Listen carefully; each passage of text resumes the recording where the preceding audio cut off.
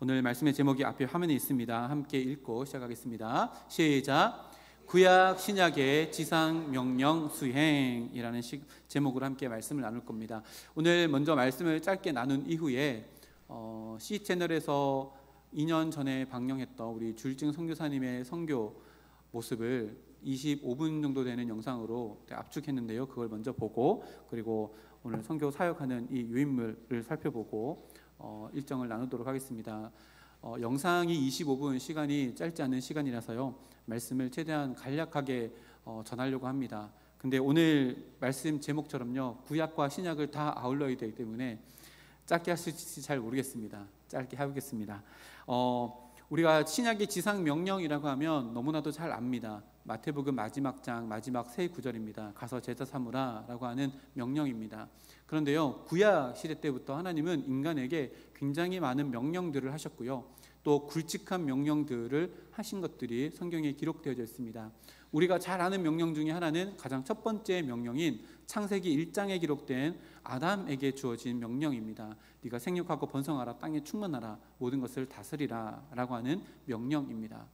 이후에 인류들이 죄를 범하게 되어지고 노아의 홍수 사건으로 하나님께서 심판하시고 난 이후에 노아를 통해서 또 인류를 시작하시는데, 노아에게도 동일한 메시지로 명령을 하셨습니다. 그 이후에 출애굽하여서 이제 새로운 민족 이스라엘이라고 하는 하나님의 선택된 민족을 불러내시고 난 이후에도 하나님께서는 하나님의 백성이라면 이렇게 살아가야 한다라고 명령을 해주신 것이 구약에 있는 명령인데요, 우리가 함께 읽은 신명기 6장의 말씀입니다. 우리가 쉐마 이스라엘, 이스라엘아 들으라 라고 하는 본문으로 너무나도 잘 알고 있는 말씀입니다. 이 말씀 가운데 보면 하나님께서, 이 긴 말씀인데요, 짧게 축약하면 하나님의 말씀을 가르치라 라고 하는 명령이 구약의 지상 명령입니다. 그리고 이것이, 이 명령이 수행되어지지 않았을 때에 이스라엘 백성들에게는 어려움이 찾아왔고, 역사 가운데, 이스라엘 역사 가운데 암울한 시기가 찾아왔다는 것을 구약 성경 전체의 역사가 이야기하고 있습니다. 하나님의 말씀을 가르치라, 누구에게 한 명령일까요? 성경을 잘 읽어보면 부모 세대에게 한 명령입니다. 내 부모에게 주셨는데요, 너의 자녀에게 이 말씀을 가르치라 라고 하는 부모에게 주신 명령입니다. 우리가 오늘 새로운 선교지 소개를 하고 우리가 이런 곳에 후원을 하게 되어집니다 라고 이야기하지만요, 이것보다 먼저 되어져야 되는 선교가 있습니다. 어디예요? 바로 가정입니다. 가정은요, 우리가 태어나면서 가장 먼저 만나는 관계가 되어지고, 이 가정은 하나님께서 이 땅 가운데 우리를 보내실 때 사용하신 최초의 공동체입니다. 가정은요, 우리가 만나는 최초의 선교지임과 동시에 우리의 사역지입니다. 왜요? 구약 시대 때 모든 부모 세대에게, 내 자녀들에게 하나님의 말씀을 가르치라, 지키게 하라, 강론하라, 앉았을 때든지 일어날 때든지 이 말씀을 다 가르쳐라, 문설주에도 붙여서 들어가고 나오는 그 모든 것들 가운데 하나님의 말씀을 가르쳐라 라고 이렇게 이야기했습니다. 예전에 선교를 배울 때요, 10, 40, 윈도우라고 하는 용어를 써가지고 선교를 가르쳤습니다. 이게 뭐냐면요, 적도를 중심으로 해서 남쪽으로 10도, 그리고 위쪽으로 40도, 그래서 10도에서 40도 그 사이의 창문, 적도 부근에 있는 이 나라들, 다시 말하면요, 이 나라들이 가장 많은 미전도 종족이 사는 지역이라서 적도를 중심으로 남쪽 10도, 위쪽으로 40도, 그래서 10, 40, 윈도우, 창문이라고 해서요, 그 사이에 있는 종족을 집중적으로 선교해야 된다라는 용어로 10, 40, 윈도우, 10, 40, 창문이라고 하는 이 용어를 써가면서 선교를 해왔습니다. 그래서 거기에 있는 모든 미전도 종족이 복음을 받아들이면 주님이 이 땅 가운데 오실 것이다 라고 이렇게 이야기를 했는데요, 요 몇 년 전부터 이 선교의 패러다임이 완전히 바뀌어지고 있습니다. 왜냐하면요, 우리가 살아가는 이 시대가 바뀌어져 가고 있기 때문에 그렇습니다. 어떻게 바뀌었을까요? 그때는요, 타 문화권에 있는 다른 나라에 대한 전도를 그때 이야기했었는데요, 지금에 와서 계속해서 이야기하고 있는 첫 번째 시대가 바뀌어졌는데 그게 뭐냐면 세대 간의 선교입니다. 세대 간 선교. 이게 뭐냐면요, 할아버지, 할머니 때, 부모 세대, 그리고 자녀 세대입니다. 우리나라만 보더라도요, 할머니, 할아버지 때 신앙하면요, 제가 어렸을 때 저희 부모님이 목회하실 때 그때 생각해 보면 부흥회를 하잖아요. 그때 저희 차가 지금은 없는데요, 아시아에서 나온 타우너였습니다. 뭔지 아시나요? 조그마한 다마스처럼 생긴 거 있는데 5인승인데요. 그 5인승이 아니라 부흥회가 되면 거기 10명이 타고요, 옆에 있는 교회에 가가지고 부흥회 참석하고 또 그 밤늦게까지 기도하고 돌아왔다가 다음날 또 가고, 이렇게 해서 우리 할머니, 할아버지 세대 때 하면 정말로 뜨거운 열정으로 기도하고 했던 기억이 있습니다. 근데 지금 아비 세대 딱 하면 그럭저럭 신앙생활 하는 것 같아요. 근데요, 통계 자료에 보면 자녀 세대들은요, 완전히 세상 가운데 빼앗겨 있는 시대가 지금의 시대다라고 이렇게 통계 자료가 이야기합니다. 그래서 지금 우리가 세계 선교하기 앞서서 더 먼저 우리가 선교해야 될 것이 무엇이냐? 가정 간의, 세대 간의 선교다라고 이렇게 이야기합니다. 오늘 선교, 해외 선교를 우리가 지금 오늘 이야기하려고 하잖아요. 말씀을 준비하다가, 해외 선교에 대해서 막 말씀을 준비하다가, 아니지, 이것보다 우리가 먼저 해야 될 것은 우리 가정 내의 선교가 먼저 돼야지, 그리고 이것이 병행되어지지 아니하면 선교의 반쪽짜리다라는 생각이 들어서요, 구약의 지상 명령인 신명기 말씀도 함께 가지고 왔습니다. 이 말씀을요, 풀어서 설명하면 이렇습니다. 제가 언젠가 금요일인가 수요일인가 이런 용어를 쓴 적이 있습니다. 신앙의 통성명이라는 용어를 쓴 적이 있는데 혹시 기억나십니까? 신앙의 통성명. 여러분, 가족들과 함께, 자녀들과 함께 신앙의 통성명을 분명히 하셔야 합니다. 이게 자녀 세대 간의 전도 선교를 하는 첫 걸음입니다. 신앙의 통성명, 이게 뭔가 여러분들 한번 스스로에게 질문 던져보시죠. 자녀들과 함께 이야기를 나눌 때 그 이야기의 주제가 하나님, 하나님의 은혜, 성경이라면 자녀들과 자유롭게 대화하실 수 있으십니까? 야, 우리 여행 어디 갈래? 오늘 뭐 먹을래? 야, 우리 오늘 뭐 할까? 라고 할 때는 말이 잘 통할 수 있습니다.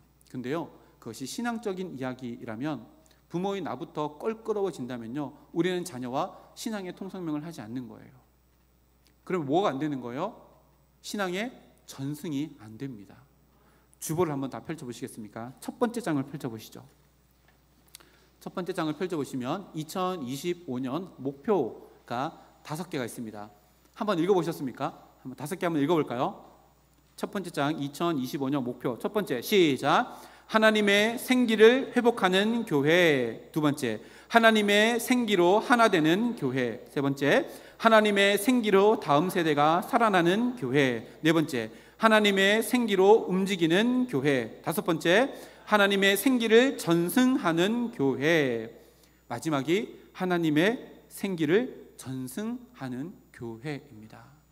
우리만 은혜 받는 것이 아니라요, 세대 간의 부흥이 일어날 때 진정한 부흥이 일어납니다. 그것은 구약의 모든 부모 세대에게 허락하신 지상 명령, 쉐마 이스라엘, 너는 자녀들에게 하나님의 말씀을 가르치라. 저희 집에 아침마다 밥 먹을 때 그 달력처럼 생긴 한 구절 말씀을 읽고 밥을 먹는 게 있습니다. 한 구절 말씀 읽는 게 아무것도 아닌 것 같아도요, 아침에 그 말씀을 읽고 안 읽고는 우리 자녀들에게 영향력이 다르다고 생각합니다. 말씀 읽고 시작하면요, 그 말씀이 나를 이끌어가는 길이 되어지고 나를 보호하는 하나님의 보호하심의 은혜의 손길이 되어집니다. 우리 말씀을 통해서요, 우리가 먼저 기억해야 될 것은, 선교하는 거 너무 중요하지만 내 자녀들에게 신앙의 전수를 하는 거, 우리 부모 세대로서 가장 먼저 되어져야 하는 선교다는 것을 꼭 기억하고 구약의 이 말씀을 살아서 내가 자녀들에게 전승하는 그런 삶을 살아가는 우리 모두가 되었으면 좋겠습니다. 보니까요, 부모에게 네가 가르쳐라 라고 이야기합니다. 부모님과 함께 자녀들과 함께 내가 받은 신앙의 은혜, 신앙의 역사, 간증을 나누는 시간들을 더 많이 가지셔야 합니다. 목사님 어색한데요. 그러니까 하셔야 됩니다. 자녀와 함께 신앙 이야기를 하는 것이 어색하다. 그러면 도대체 집에서 뭐 하시는 거죠? 자녀와 함께 은혜를 더 많이 나누셔야 합니다.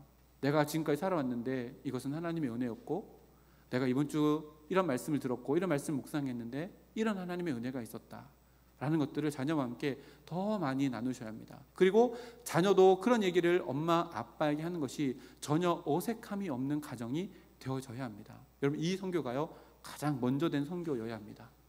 이거 안 되는데 밖에 것만 열심히 한다? 아니요, 반쪽짜리입니다. 가정 안에서 이런 얘기를 더 많이 나누셔야 합니다. 어색한 것은 순간입니다. 그러나 하나님의 은혜가 말씀 있는 곳에 성령님께서 함께 오셔서요 그 자녀의 마음을 열어갈 겁니다. 그리고 그 자녀 안에 마음속에 있는 영이 하나님을 더 갈망하게 하는 그 순간들이 분명히 그 나눔 가운데 있게 될 것입니다. 자녀들과 함께 더 많이 시간을 보내시고, 그리고 시간을 보내는 가운데 내 안에 있는 믿음이 전승되어질 수 있는 우리 가정이 되어서 가정 안에서의 선교가, 세대 간의 선교가 먼저 이루어지고, 그 힘과 동력으로 오늘 우리가 함께 나눌 필리핀 사역지에 우리의 마음이 전해질 수 있는 우리 모든 성도주 함께 권속들 되기를 주님의 이름으로 축복합니다. 두 번째입니다. 신약의 지상 명령인데요, 이 부분은 우리가 너무나도 잘 알죠. 가서 제사 삼으라. 한 가지 일만 생각하시면 됩니다. 교회가요 존재하는 이유가 바로 이것입니다. 우리는요, 교회는요 전도 선교를 위해서 이 땅 가운데 존재합니다. 이게 아니면요 우리가 이 땅 가운데 있을 이유가 없습니다. 생각해 보세요. 우리가 오늘 나는 구원열차 올랐다가서 지금도 천국 갈 수 있거든요. 지금 죽어도 다 천국 가실 수 있으시죠? 왜 아멘 안 하시죠? 지금 하나님 불러가셔도 다 천국 가실 수 있으시잖아요. 근데 남겨놓으신 이유가 뭐예요? 나를 통해서 하나님께서 하실 일이 있기 때문입니다. 그게 뭐예요? 나의 착한 행실을 통해 하나님의 잃어버린 백성들을 주님께 돌아오기 위해 우리 땅 가운데 남겨놓으셨어요. 그것이 이 신약의 지상 명령입니다. 그래서 교회는요 계속 우리의 시선을 교회 안에만 머물면 절대 안 됩니다. 교회는요 우리가 속한 대구 지역, 우리가 속한 이 대한민국, 우리가 속한 이 한반도 저 북녘 땅까지 온 세계까지 하나님의 통치가 임하는 그 모든 곳이라면 우리의 시선이 머물러야 되고 우리의 마음의 믿음의 확장이 일어나야 합니다. 이것이요 마지막 예수님께서 지상 명령으로 우리에게 주신 세계 선교의 사명입니다. 지난번 말씀드렸듯이 우리 당회를 통해서 정치학 당회를 하면서 제가 우리 교회 선교를 했으면 좋겠습니다. 그냥 막연히 선교하는 것이 아니라 우리 교회 다음 세대들에게도 비전을 제시해 줄 수 있고, 또 우리 모든 성도님들이 우리 교회 안에만 시선이 머물러 있는 것이 아니라 온 세계 열방까지 그 시선이 확장되어지고 우리의 기도의 역량도 확장되어지고 지경이 넓혀졌으면 좋겠습니다 라고 해서 오늘 여차여차해서 이렇게 됐는데, 제가 말이 길어지면 그 뒤에 있는 영상을 보는데 적어대니까요, 오늘 영상을 먼저 본 이후에 오늘 필리핀 몬탈만이라고 하는 곳인데요, 몬탈만이 검색을 해봤더니 이름이 바뀌었더라고요. 로드리게스라고 이름이 바뀌었다고 해요. 선교사님도 여기 써 있더라고요.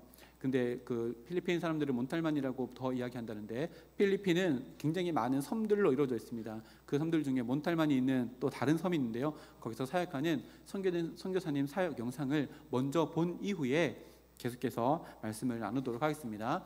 우리 영상을 틀어주시고